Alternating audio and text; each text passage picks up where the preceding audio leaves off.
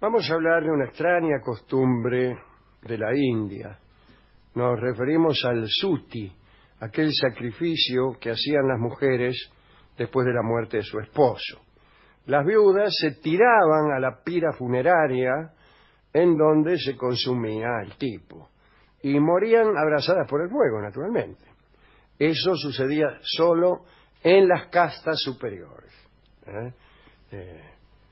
Tenía que ser princesas, esposas de hombres muy poderosos, etc. La gente así, los poligrillos, no tenían esa costumbre. Las mujeres de castas inferiores solo se entregaban a esta práctica por excepción, ¿no? A veces con la esperanza de conquistar una gloria póstuma o de merecer un monumento suntuoso que generalmente se hacía en el lugar mismo del sacrificio. Pero bueno, no era frecuente entre la gente pobre. Pero, cuidado, porque la vida de las viudas en la India era medio indeseable, ¿no?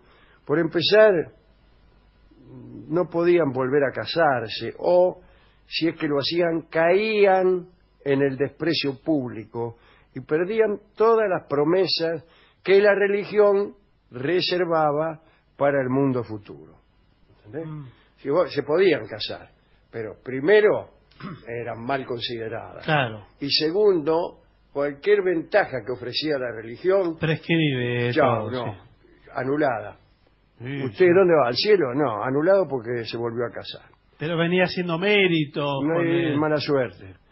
Lo aconsejable cuando las mujeres quedaban solas era que se retiraran a una vida austera en la que debían alimentarse de vegetales y no volver jamás a pronunciar un nombre de varón. Mira. Como por ejemplo Andrea. Claro, sí, el italiano.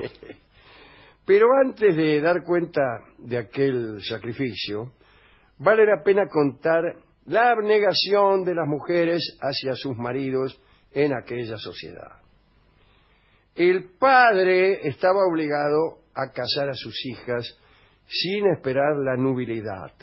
Las leyes de Manú enumeraban toda una serie de matrimonios, desde el más augusto, que era el matrimonio entre brahmanes, hasta el llamado matrimonio de los músicos celestes, calificación dada a los matrimonios gestados por amor, que eran los más yomes, los más despreciables. Mire usted. Mira, aquellas leyes declaraban también que la mujer estaba sometida a todos los instintos de la naturaleza y que carecía de las fuerzas necesarias para vencerlos. Es decir, esta era una declaración, no era una ley, claro, sino una observación que se hacía pública. Me imagino que después vendrá algo.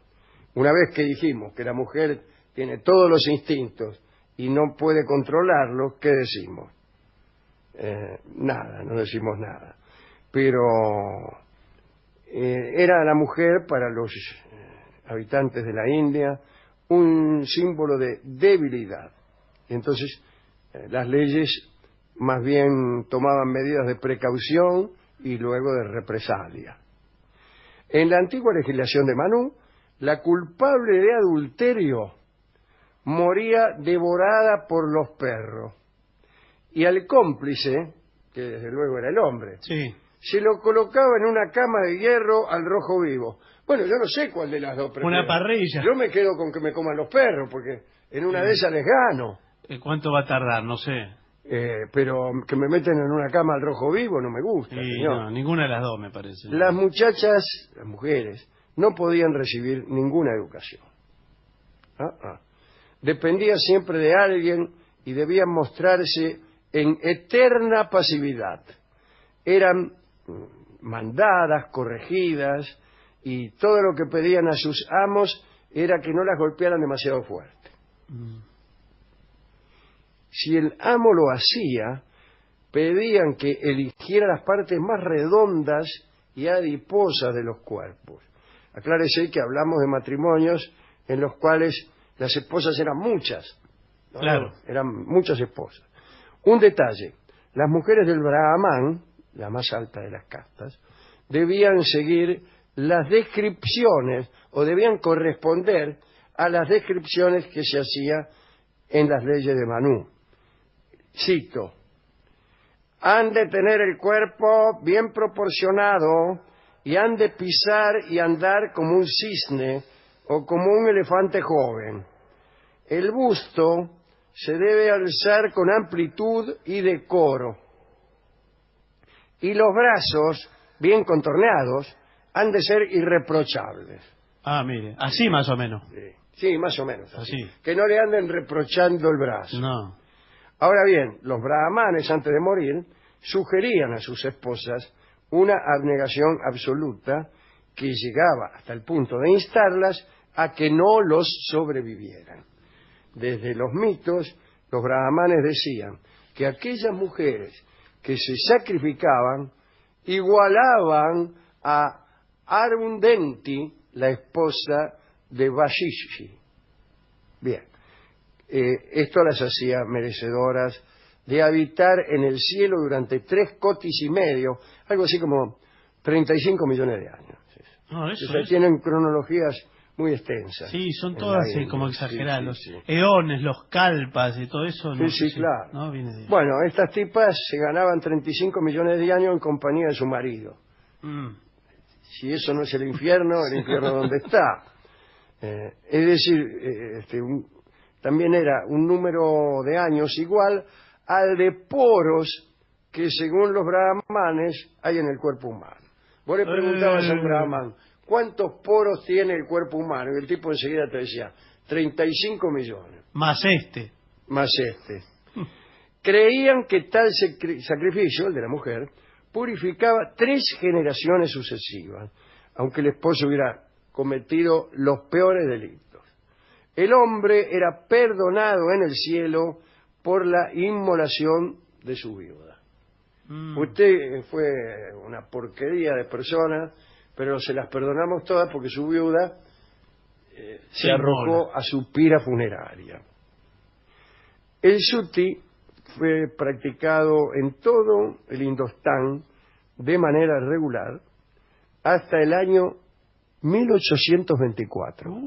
Epa, aquí nomás. Se creía que las esposas hindúes se arrojaban voluntariamente a las llamas, pero en realidad no estaba a su alcance evitar aquel suplicio. La costumbre arraigada, el pundonor y el temor de ser vilipendiadas hacían de esta resignación una especie de deber. Si alguna intentaba sustraerse a esta muerte, sus propios padres, mirá vos, la obligaban a morir a fin de conservar la dignidad de la familia. Cuando se veía que alguna estaba a punto de no someterse al suti, se le administraba un brebaje embriagador denominado hang, era una infusión hecha a base de lino y opio. Sus propiedades narcóticas eran capaces de disipar todo temor. Un ejemplo, en 1710, cuando murió el príncipe de Marava, que tenía más de 80 años, sus 47 mujeres se tiraron a la hoguera que consumía los restos mortales de aquel noble. Y lo hicieron, bueno, empilchadas de lo mejor, adornadas con pedrerías, coronas de flores, dieron varias vueltas alrededor de la pira antes de tirarse, me imagino. Sí. La principal de ellas llevaba la espada del difunto, del príncipe, y le dirigió unas palabras al heredero y antes de arrojarse al fuego invocó a los dioses y dijo: nada debe retenerme en este mundo, solo me queda seguirte. Y después la siguieron las otras. Pero una, asustada, le imploró a un soldado cristiano para que la salvara.